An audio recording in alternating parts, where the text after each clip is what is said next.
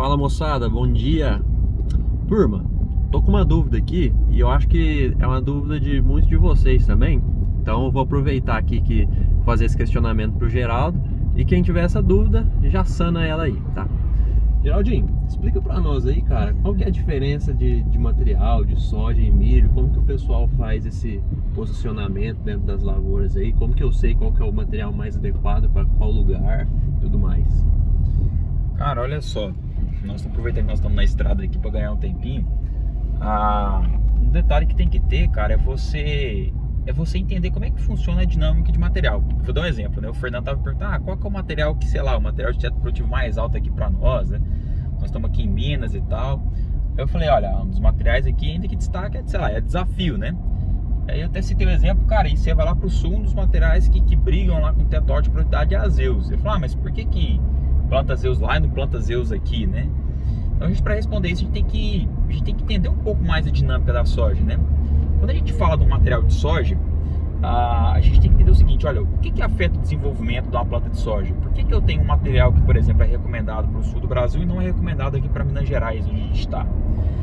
A gente sabe que a planta de soja ela é um material que tem sensibilidade ao fotoperíodo, então o ciclo do material ele varia conforme o comprimento do dia.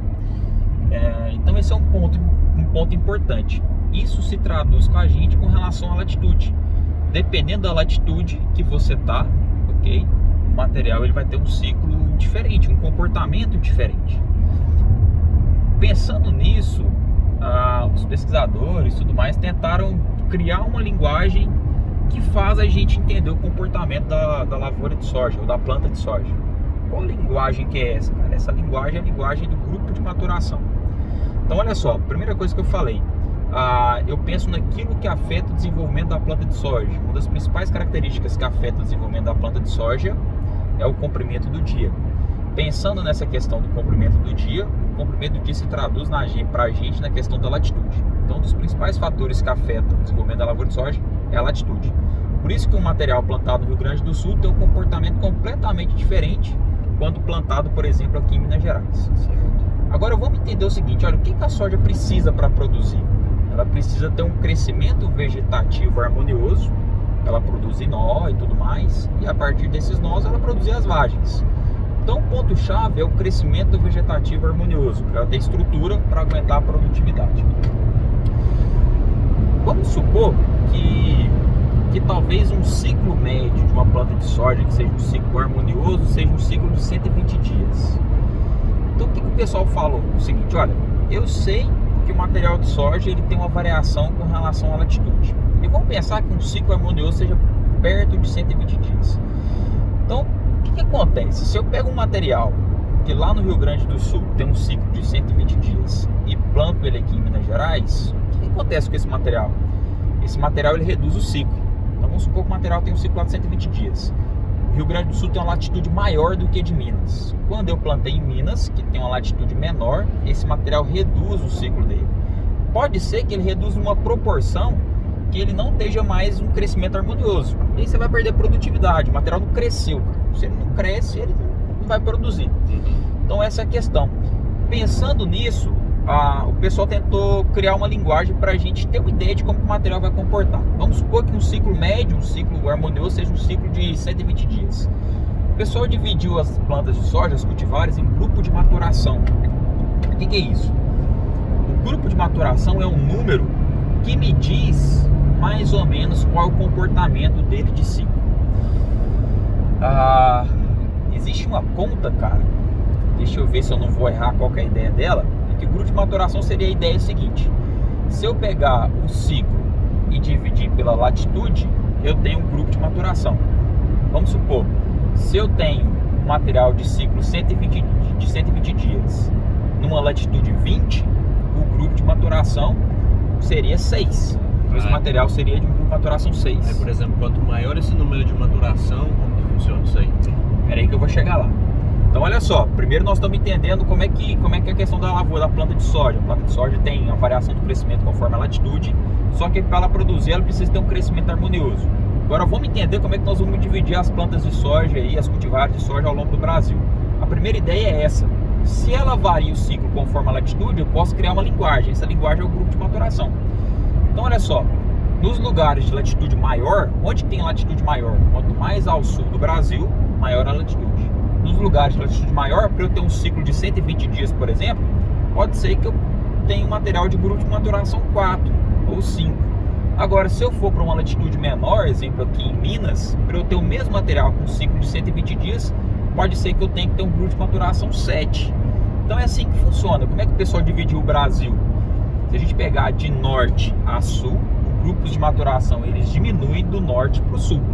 O material no sul ele vai ter um ciclo médio, né, um ciclo interessante para a produtividade, com o grupo de maturação 4,5, 5, 5,5, 6.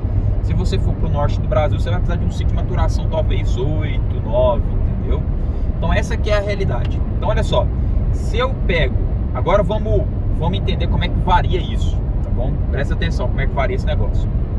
Então eu falei isso, o grupo de maturação, ele me diz respeito ao ciclo do material. Eu tenho os grupos de maturação partindo de grupos menores no sul para grupos maiores no norte, para eu ter uma mesma característica de ciclo. O que acontece se eu pego uma cultivar de soja do Rio Grande do Sul e planto em Minas Gerais? Uma cultivar, por exemplo, de grupo de maturação 5. Se no Rio Grande do Sul ela tem um ciclo, por exemplo, de 120 dias, em Minas às vezes ela tem um ciclo, sei lá, de 100 dias, de 90 dias. Então um grupo de maturação, quando você pega ele de uma região onde ele é recomendado e coloca numa região mais ao norte, uma região com latitude menor, ele reduz o ciclo. Então essa é a primeira forma da gente entender como funciona um grupo de maturação.